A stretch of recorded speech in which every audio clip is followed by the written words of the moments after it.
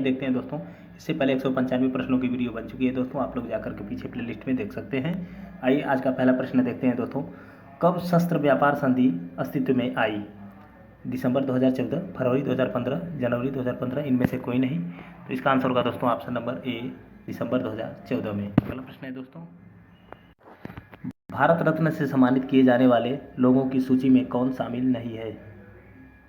अटल बिहारी वाजपेयी, मदन मोहन मालवीय, के आर नारायणन, उपरोक्त में से कोई नहीं। तो इसका आंसर होगा ऑप्शन नंबर सी, के आर नारायणन। अगला प्रश्न है दोस्तों, 24 दिसंबर देश में किस रूप में मनाया जाता है?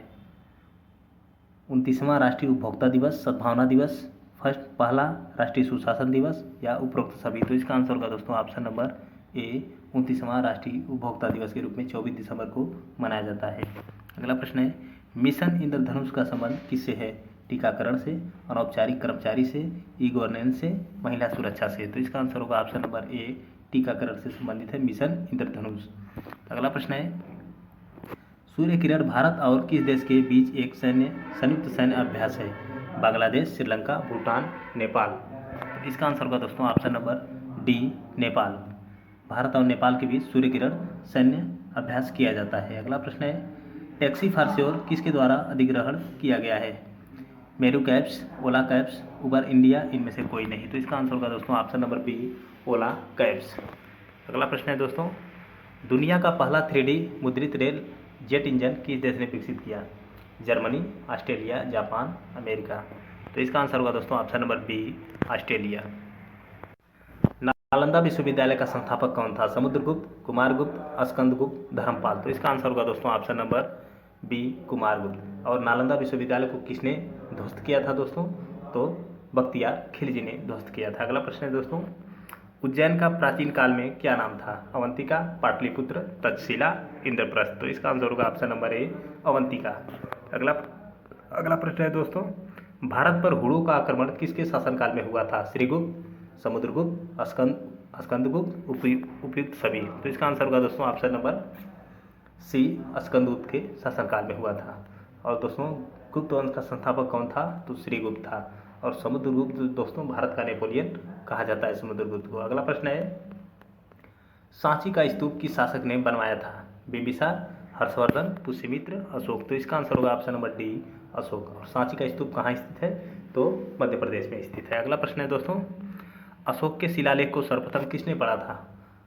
पादरेटी, विलियम जोन्स, जेम्स प्रिंसेप, उपरोक्त में से कोई नहीं। तो इसका आंसर होगा option number C, James Prinsep ने। और कब पढ़ा था? 1837 में। और अशोक के शिलालेख किस लिपि में लिखे गए हैं? तो ब्राह्मी लिपि में लिखे गए। अगला प्रश्न है दोस्तों, बौद्ध धर्म के प्रचार के लिए अशोक ने किसे श्रीलंका में भेजा था? महेंद्र को, संघमित्रा को, उपगुप्त को, महेंद्र एवं संघमित्रा दोनों को। तो इसका आंसर होगा ऑप्शन नंबर डी, महेंद्र एवं संघमित्रा दोनों को भेजा था। अगला प्रश्न है, चंद्रगुप्त मौर्य अपने अंतिम दिनों में किस धर्म का अनुयायी बन गया था? जैन, शैव, बौद्ध, वैष्णव। तो इसका आंसर होगा दोस्तों ऑप्शन नंबर ए, जैन धर्म का अनुयायी बन गया था। अगला प्रश्न है, हड़प्पावासी किस वस्तु के उत्पादन में सबसे आगे थे? मुद्राएं, कपास, कांस्य औजार, जौ। तो इसका आंसर होगा ऑप्शन नंबर बी, कपास के उत्पादन में। और दोस्तों इस समय भारत में कपास का सबसे बड़ा उत्पादक राज्य कौन सा है? तो कौन सा है कपास का सबसे बड़ा उत्पादक राज्य? तो गुजरात है दोस्तों। और कपास के उत्पादन के लिए कौन सी मिट्टी उपयुक्त होती है? तो काली मिट्टी। और काली मिट्टी का सर्वाधिक विस्तार पूछेगा तो महाराष्ट्र में है दोस्तों, लेकिन कपास का सर्वाधिक उत्पादन गुजरात में होता है। अगला प्रश्न है दोस्तों,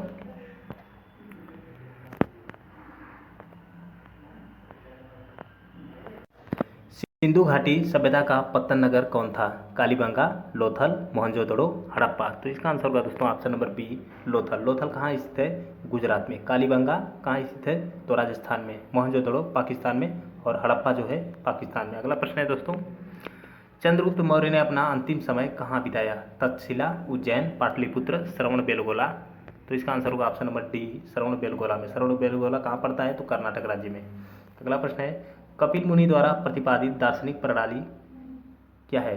पूर्व मीमांसा, उत्तर मीमांसा, न्याय दर्शन, सांख्य दर्शन। तो इसका आंसर होगा ऑप्शन नंबर डी, सांख्य दर्शन। अगला प्रश्न है, निम्न में से किसने रूस में लाल सेना का गठन किया था? लेनिन, ट्रस्की, उपरोक्त में से कोई नहीं। तो इसका आंसर होगा ऑप्शन नंबर सी, ट्राटस्की ने। अगला प्रश्न है दोस्तों, रूसी क्रांति के दौरान चेका का गठन किसने किया था? लेनिन, प्लेखानो करेंस्की ट्राटस्की। तो इसका आंसर होगा ऑप्शन नंबर ए लेनिन। अगला प्रश्न है दोस्तों, वैदिक काल में आर्यों के जीविकोपार्जन का मुख्य साधन क्या था? शिकार, कृषि, व्यापार, शिल्पकर्म। तो इसका आंसर होगा ऑप्शन नंबर बी कृषि था। अगला प्रश्न है, निम्न में से किस क्रांति को अक्टूबर की क्रांति कहा जाता है? रूसी क्रांति, इंग्लैंड की क्रांति, अमेरिकी क्रांति, फ्रांस की क्रांति। तो इसका आंसर होगा ऑप्शन नंबर ए रूसी क्रांति। और कब हुई थी रूसी क्रांति? 1900। तो रूसी क्रांति हुई थी 1917 में। ओके दोस्तों, जिसे अक्टूबर क्रांति कहा जाता है। अगला प्रश्न है, रूसी साम्राज्य को राष्ट्रों का कारागार किसने कहा था? Lenin, Plekhanov, Trotsky, Marx. तो इसका आंसर होगा दोस्तों ऑप्शन नंबर ए लेनिन। अगला प्रश्न है, सबसे पुराना वेद कौन सा है? सामवेद, ऋग्वेद, यजुर्वेद, अथर्ववेद। तो इसका आंसर होगा ऑप्शन नंबर बी ऋग्वेद। अगला प्रश्न है, हिंद भारत की जनता के संदर्भ में हिंदू शब्द का प्रथम बार प्रयोग किसने किया था? रोमवासियों ने, यूनानियों ने, चीनियों ने, अरबों ने। तो इसका आंसर होगा ऑप्शन नंबर डी अरबों ने। अगला प्रश्न है दोस्तों, प्रथम विश्व युद्ध के दौरान दोहरी राष्ट्रों का नेतृत्व किसने किया था? Germany, Hungary, Austria, Italy. तो इसका आंसर होगा ऑप्शन नंबर ए जर्मनी ने दोहरी राष्ट्रों का नेतृत्व किया था। अगला प्रश्न है दोस्तों, इटली के एकीकरण का पैगंबर किसे कहा जाता है? Emmanuel, Mazzini, Garibaldi, Cavour. तो इसका आंसर होगा ऑप्शन नंबर बी मेजनी। अगला प्रश्न है दोस्तों, निम्न में से कौन सा राजा प्रायः जनता के संपर्क में रहता था? बिंदुसार, अशोक, चंद्रगुप्त मौर्य, चंद्रगुप्त विक्रमादित्य। तो इसका आंसर होगा ऑप्शन नंबर बी अशोक। अगला प्रश्न है दोस्तों, लाल कुर्ती नामक सेना का गठन किसने किया था? तो इसका आंसर क्या होगा? तो इसका आंसर होगा दोस्तों ऑप्शन नंबर सी कैमूर। अगला प्रश्न है दोस्तों, महान सम्राट अशोक किस वंश के थे? गुप्त, मौर्य, शुंग, पल्लव। तो इसका आंसर होगा ऑप्शन नंबर बी मौर्य वंश के। अगला प्रश्न है दोस्तों,